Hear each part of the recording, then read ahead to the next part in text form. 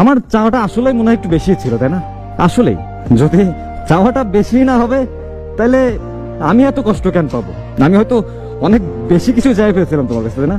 আমি জাস্ট তোমার বলছিলাম যে এখনকার এই যুগে মানুষ ছাইরা যাইতে একটা সেকেন্ড সময় নেয় না, মানুষকে ভুলতে একটা দিনে বেশি সময় লাগে না। কিন্তু আমি তো চাইছিলাম যে তুমি সারা জীবন আমার পাশে থাকো, সারা জীবন আমার কাছে থাকো।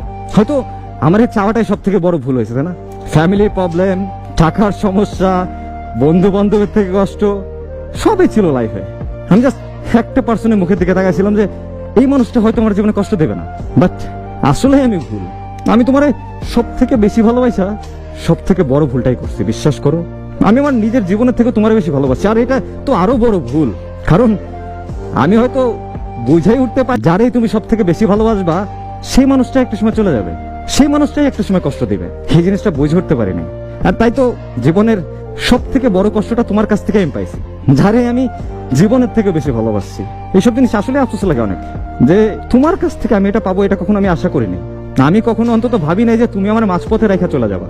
আমার থেকে অন্য কাউকে তোমার ভালো লাগবে, আমার থেকে অন্য কারো টাকা পয়সা তোমার কাছে আমার থেকেও বেশি মূল্যবান মনে হয়ে যাবে। আমি এটা কখনোই ভাবিনি। আমি, বিশ্বাস করো, আমি সবসময় একটা জিনিস ভাবতাম যে তুমি অন্তত 8-10টা মেয়ের মতো না, তুমি হয়তো একটু অন্যরকম, একটু হইলেও তুমি অন্যরকম। কিন্তু আসলে আমি ভুল ছিলাম, আমার এই বিশ্বাসটা আসলেই ভুল। আর তোমাকে এই বিশ্বাস করাটা আমার সব থেকে বড় ভুল। যেখানে থাকো, যেভাবে থাকো, ভালো থাকো, এটাই চাও, আর কোনো কিছু নাই। জীবনের একটা পর্যায়ে যায়, মানে আমাদের বয়সের ছেলে মেয়েদের অনেক কিছু হারাতে হয়, এটা স্বাভাবিক, অস্বাভাবিক কিছু না। একটা কথা কি মানেন, এই জিনিসটা চলে যাওয়ার পরেও জীবনে টিকে থাকতে হবে, জীবনে বেঁচে থাকতে হবে। বাবা মার জন্য হোক, আশেপাশের মানুষের জন্য হোক, চলে যাওয়া যাবে না। জীবনে স্ট্রাগল করে যেতে হবে, আর এই কষ্ট মেনে নিয়েই জীবনটাকে চালিয়ে যেতে হবে।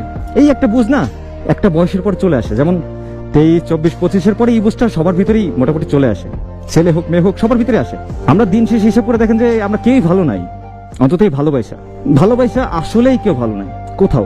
হয়তো খুব কম মানুষই আছে ভালো, ভালোবাসা খুব কম মানুষ, খুব কম।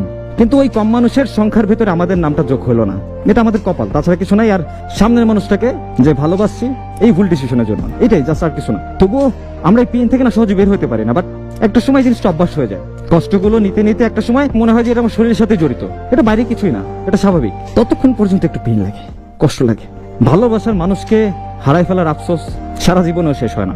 আর প্রচন্ড পরিমাণে ভালোবাসা মানুষগুলো আসলে শেষ অব্দি পাশে থাকতে পারে না, কোনো না কোনো ওয়েতে সে চলে যাবে। ভাইকে বলতেছি, মন খারাপ করা কিছুই নেই, যেহেতু বয়স